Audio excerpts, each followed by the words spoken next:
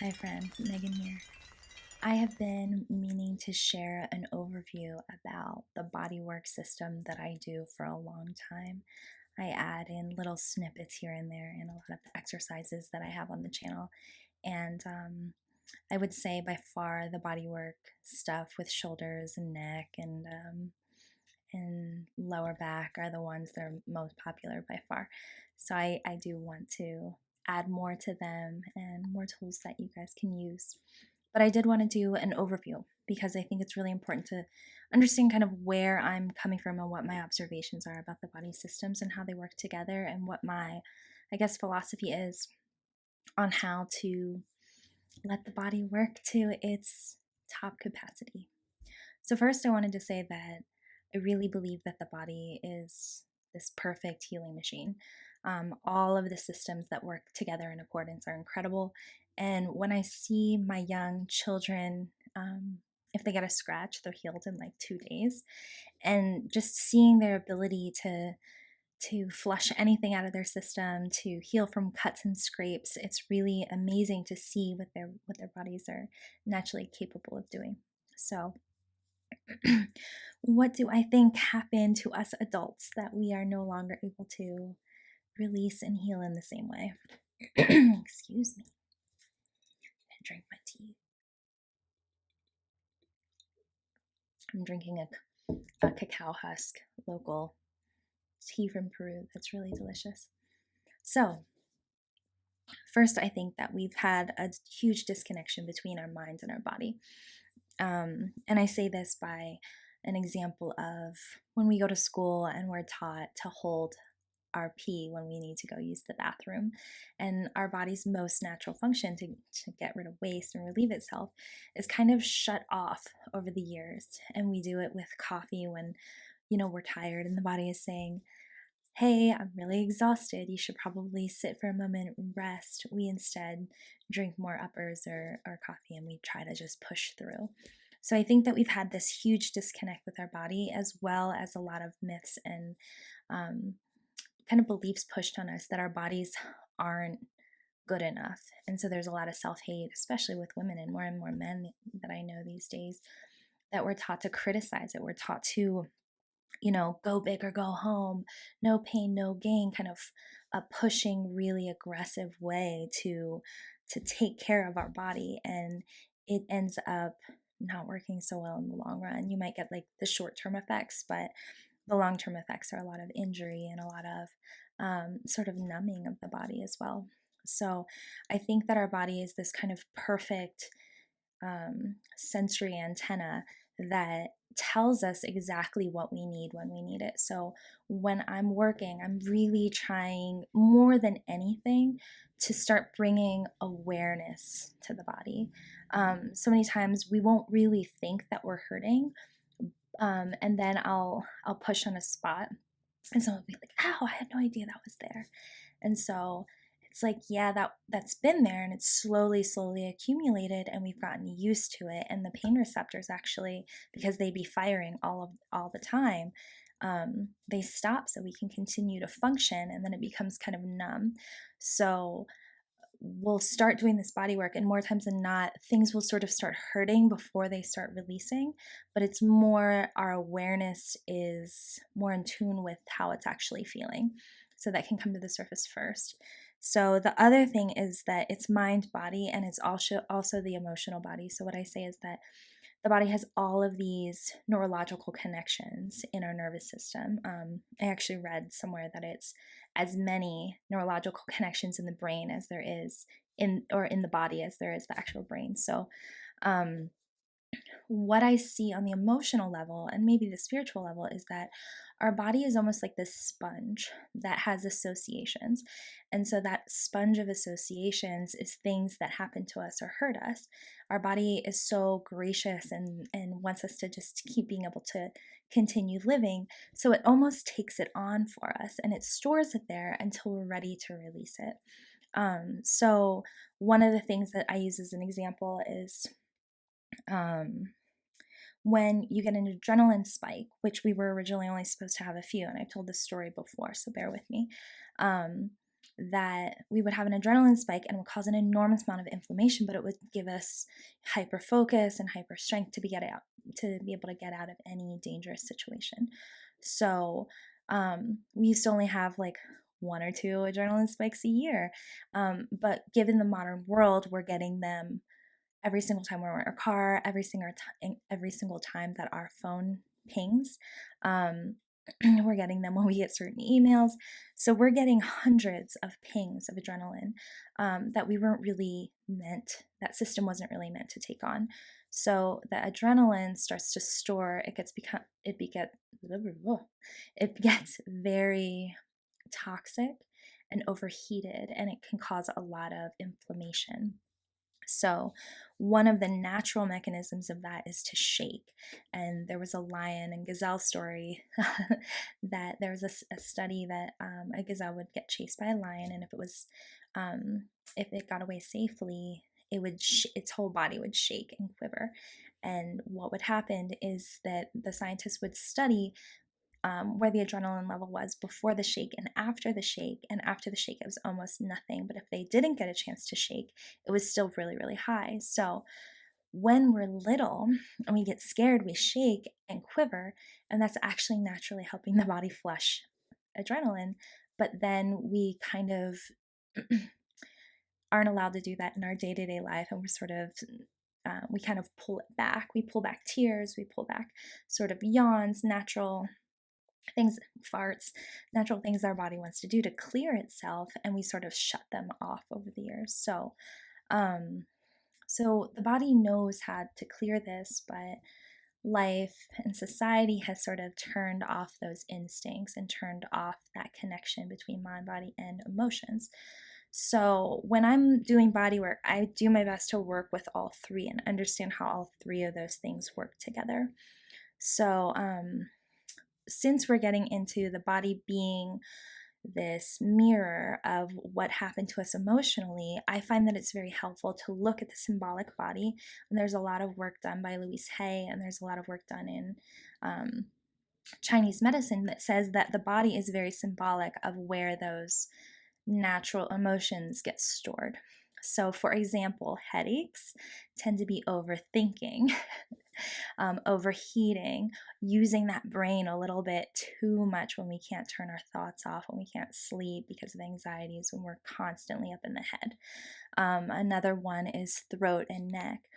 If you are having a hard time communicating, or if people haven't let you speak and you constantly get interrupted, or you're not able to speak your truth, or you become very aggressive, a lot of times things will show up in the neck and throat, with thyroid issues, with severe neck pain and things like that. So there's a lot of symbolism. I'll give you a couple more just so you have some basics, but if you are interested, Louise Hay has some really amazing kind of charts that break it all down. Shoulders, taking on too much. So when you start getting those trapezius muscles that go up to your head, that's a lot of times not being able to ask for help. It's taking on too much of the world that's not your responsibility. Spine, a lot of times, can be not feeling supported. So like if a parent really didn't support who you were in your dreams, or tried to force you into a certain direction and it became really rigid, that also like monetary support, that can be in the spine. So if you have like belief systems of lack, or that nobody's there for you, a lot of times that stuff can show up in the spine. And then hips are a lot of times our stability and our worth and our creativity. So many women have hip problems, and it's all around the womb, it's all around that lower back, and it's really not giving us the space to be the creative beings that we're supposed to be. So that's how I connect kind of mind and body. And so when I'm working on areas, I'm thinking about how those things all relate. So then another really big pattern that I see in modern Western, kind of, I say it a lot, go, go, go bodies, is that we tend to be really hard and inflexible and dense. So for this, it's really all of that push and aggression to fit into society and fit into the world, and maybe not listen to our instincts and maybe not go with the flow. So, Yeah, so I notice that more times than not, the biggest issues are density, hardness, and lack of flexibility. And then all of that stuff gets so tight that it breaks, because if you catch an egg and you catch it with a soft hand, the egg is cradled and eased down. If you catch it with a flat palm, it it shatters, it breaks. So I look at that density and the hardness in all of our muscles and all of our joints, that basically what happens is oxygen doesn't go through those muscles. That's when you get the spider veins and the varicose veins, because like your blood is trying to nourish your body, but it's trying to push through and it can't get through. So it's like, I'm going to reach any direction to try to keep you alive, but you're not helping me because you're so hard and dense and packed. So we get those neck spasms, and when they get so tight, then they start to spasm a bit. But that's when you get a lot of pain and a lot of injury. So what my philosophy is more, I mean, I guess people call it like yin. It's very feminine, it's very fluid, it's very soft, it's very nurturing, opposed to yang or yang in Chinese medicine, which is kind of the masculine, harder, driving, aggressive energy. The yin is the softer, the flowing. So when I look at society and I see maybe a more masculine, aggressive, harsher society, and maybe our bodies are reflecting that in the tightness that we carry and all of the repetitive motion and the incessant push to get things done and be productive, that for me, that balancing force is the yin. So what do I mean by yin? It's really, like I said, flowing and nurturing, and mostly it's relaxed, and it's also including breath. You cannot get nutrients into the system. You cannot get good hormones pumping from the endocrine system into those damaged parts to clear it out. You can't get the toxins out if you're not pumping that system with oxygen and moving that circulatory system to do the nourishing, clean out thing that it's supposed to do. So, how do I work? I go first, we connect to the breath and we relax. And I do these guided progressive relaxations that have been really profound for getting in kind of a meditative state, help people a lot with sleep, and also help sort of connect that mind to body, because we sort of forget that we can send our thoughts through to our body and through to our breath, and that we actually control it. So I say, focus on your shoulders, relax your shoulders. I spent years holding my shoulders and having no idea, and holding my face and having no idea, and then realizing I was like, relax, and I would let them drop, and I'm like, oh, I took that stress and anxiety on and that hardness on, but I can also release it with relaxation and intention. So, whenever we're doing any sort of body work together, it's really, really important that you've got that breath and that intention moving together, because that's how powerful you are. You are actually the one moving and creating what the changes in your body, and you're supporting what the body naturally wants to do, which is relax and let go of all the pain. So, what else do I do to support it? I support it with movement. So, movement for me, there's a lot of like rolling. There's not like 1, 2, 3, and there's not hold it really tight. It's stretch it and relax it. At every breath open, every breath expanding is to expand and stretch, and every breath out is to relax it. So many times I see people in yoga and Pilates and meditation and traditional working out, they are holding it the entire time. When they're meditating, they're like, okay, pull up, straight up. And then their backs hurt and their backs are tight like rocks. And so I say, pull up and relax and find that balanced place where the spine supports itself rather than having to hold it up. And that can be a shift of the head, that the head is over the spine. All of those things help your body find alignment, and then help you find that place that you can expand it and stretch it, but you can also find softness and relaxation. So you're not just in yoga stretching and trying to hold it and shaking. It's really finding it and noticing am I relaxed and at ease with this? And a lot of times I would check my face, because I would like find a position and then I would like hold all the tension in my face, and I would say, how do I relax my face? Even when I gave birth, my midwife, when I was having contractions, she's like, notice your face. When I was pushing, she's like, don't hold any tension in your face. Can you imagine? It was really kind of profound for me to think about that. And like, you don't actually have to hold it anywhere except for that one area where it's working, and then you can relax it. So they're all interconnected. So I use movement, and that's to help warm things up. That's to help use the full range of movement. I have a story that I was like, these shoulders are so underutilized. I was really into anatomy, and I was like, this is a ball joint, and this is supposed to go in every single direction, and we are constantly having it down. Well, we have like, endocrine glands, we've got lymph glands in here, it's connected to our heart, it's connected to our breath, it's releasing a lot of sweat and toxins, and yet we barely move these things.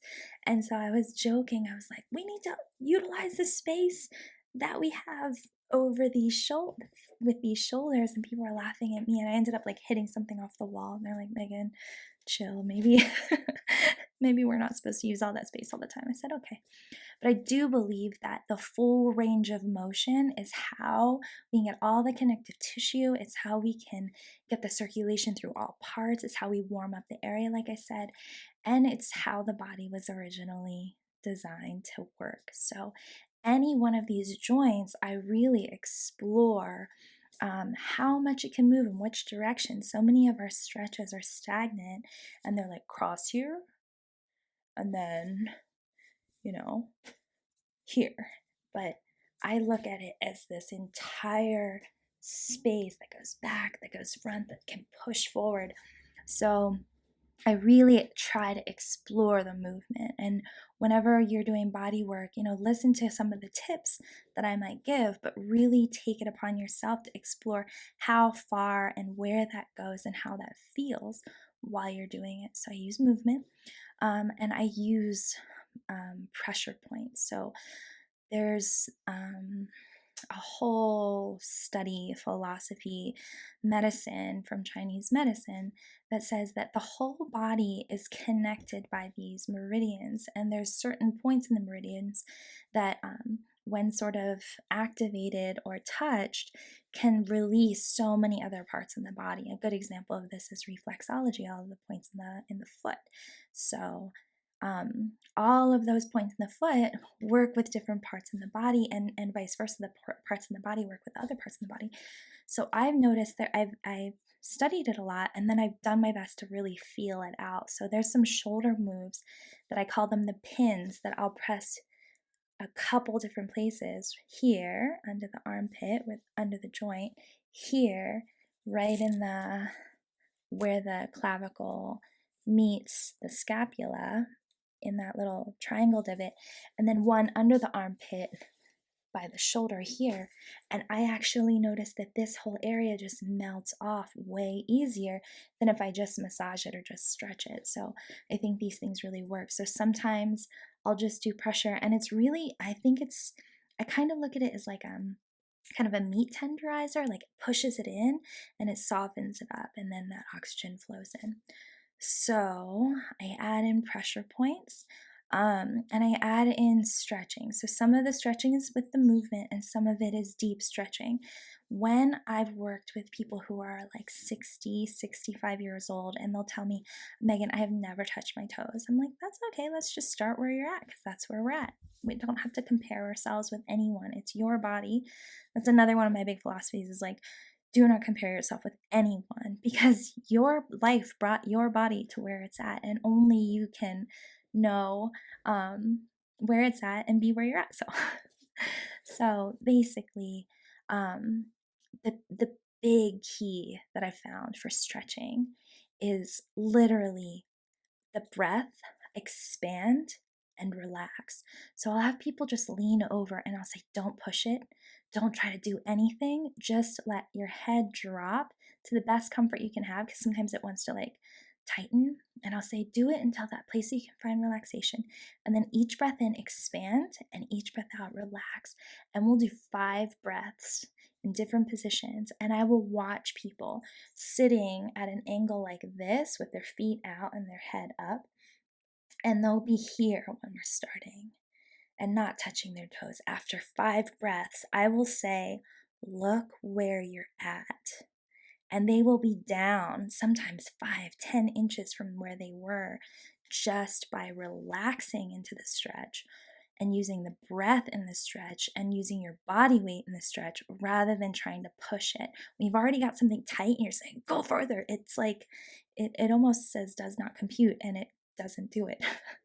So what I say is open, relax, close your eyes, open, relax. So any stretch that you do, try that and see 5 long, deep breaths, not pushing, not trying to do anything, just letting yourself collapse on it a little bit, and you will see that your stretches go so much further, so much faster, and they don't kind of like suck back in after you're done. You'll find that you'll get deeper and deeper and deeper each time. So movement, pressure, stretching, and then I really cannot push intention enough because people don't realize how powerful their mind is. People don't realize that they can breathe into certain areas and direct the flow of their blood and their life force into certain areas.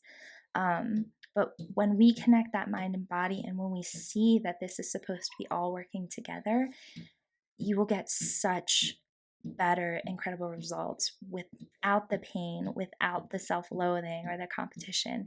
Just connect, observe, not judge. That's a big difference.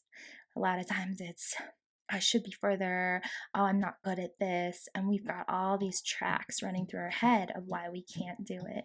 My boys are playing outside. They're very excited about banging right now.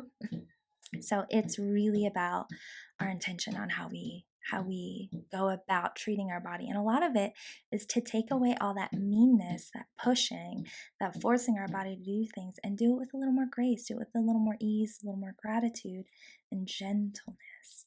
And when we do that, the body goes, thank you, thank you, thank you. I can function the way that I was designed. So those are some of the big ones on my overall philosophies. And then I wanted to get into some of the physical things, because when we can actually learn to feel where the knots are and where the blockages are in our body, that's when we can start to move them with more intention. So what I notice is that there are areas of the body that feel like they're bone. They're that hard. They don't move. And I actually had parts of my foot that I thought were bone. And then I started to hear them crack, or I would sit on them and there would be a lot of pain. And there shouldn't be any pain. If you look at a kid and they climb and you pull them by the hands, there is no pain there. There is no density there. There's no pain. If a person hugs you wrong, sometimes you feel pain. If you sit on, if you're laying on a hard floor and your hip is hurting, those things don't have to be like that. And so same thing with bone that you think is bone. They're not bone. It's actually calcifications and blockages and densities and knots that got so hard that they barely move, and there's barely any oxygen flowing into the area. So it starts with hardness. And then you can feel the sort of traditional knot where if you push it, it moves back and forth and it kind of clicks a little bit. Like you can feel it move. And you're like, oh, that's a muscle. Muscle's not supposed to be hard. People don't know that. All this hard body stuff, it's not really true. Very, very strong people, ballerinas, a lot of athletes, their muscles don't have to be rock solid. In fact, you will see swimmers like do some of these movements because they're loosening up their body. Anyways, starts as rock hard, moves into that sort of traditional knot that goes back and forth. They can roll over. Then I notice it goes grainy. It's like sandy and it's like crunchy. So when you've got that crunchy grainy, you're almost getting back to soft flesh and tissue. So once it's grainy, then it's starting to really move. So I get excited about the grainy phase. And then the last phase is the pop. So people might have pops and cracks, and that's good. Again, another myth is that it's not good to have cracks and pops, but it's actually released old gas. So what is that old gas? Probably toxins, probably things that don't belong there. So when you get that final crack, it's really helpful. So I want to also say that my philosophy is that I've noticed how my body moves from really, really deep stuff that I've had for a long time and things that I've only had for a little bit. Okay, so let me explain. I see the body meridians flushing out from certain, I call them exit points, hands, armpits, feet. So those are the sweaty areas, and that's actually the area that's trying to release and purge at that. And you'll see on the meridians in Chinese medicine, that's where the energy flows out, right? So I usually start with hands, feet, and armpits. I get them always moving, and I get them always, well, not always, but I do my best to clear them pretty consistently. Then I move up into the deeper parts of the body. So then I'm working the wrists more, then I'm doing forearms, then I'm working to the upper arms, then I'm starting to work on some of this deep shoulder stuff. Do the same thing with legs, from the feet up to the calves, up to the quads and the hamstrings, and then into the hips and stomach. Now, when places have a place to leave, they leave a lot more easily. So I look at it like brushing your hair. If you have long hair or know someone who does, if you try to brush all of the knots from the top down, it just gets stuck and it like rips.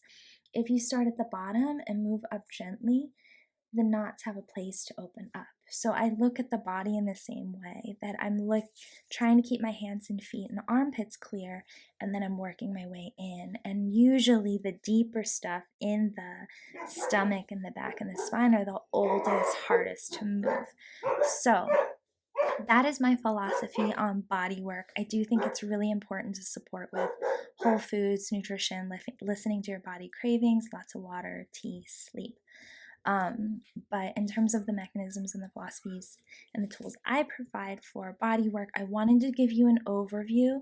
So if you are interested in going deeper with this process, I truly believe you can heal absolutely everything.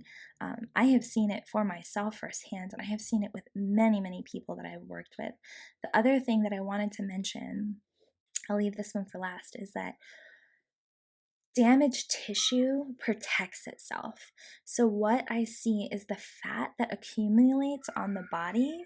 Oh, I better go soon. The fat that accumulates in the body is protecting the stuff below. So when we get things healthy, the fat actually just disappears and has no job anymore. So I watch people lose a ton of weight. Okay, I'm gonna get to my babies because they're having a rough time. Okay, I love you from Peru. Ciao.